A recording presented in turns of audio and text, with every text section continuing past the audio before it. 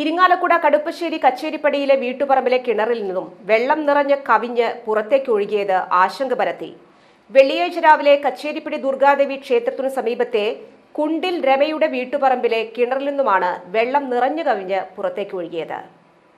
കിണറിൽ വെള്ളം നിറഞ്ഞു കവിഞ്ഞ് ഒഴുകിയതിനു പുറമെ പറമ്പിൽ പലയിടത്തും ഉറവകൾ രൂപപ്പെട്ട് വെള്ളം ഒഴുക്കുന്ന സ്ഥിതിയും, കിണറിന്റെ ഭിത്തിയിൽ പലയിടത്തായുള്ള വിടവുകളിലൂടെ വെള്ളം പുറത്തേക്ക് ഒഴുകുന്ന അവസ്ഥയും ഉണ്ടായിരുന്നു.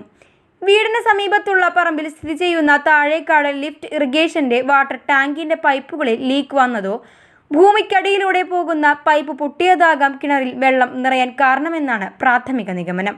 നിറഞ്ഞൊഴുകിയ കിണറിൽ നിന്ന് വീട്ടുകാർ ഒരു തവണ മോട്ടോർ അടിച്ച് വെള്ളം നീക്കം ചെയ്തെങ്കിലും പിന്നെയും നിറഞ്ഞു വരികയായിരുന്നുവെന്ന് വീട്ടുകാർ പറയുന്നു.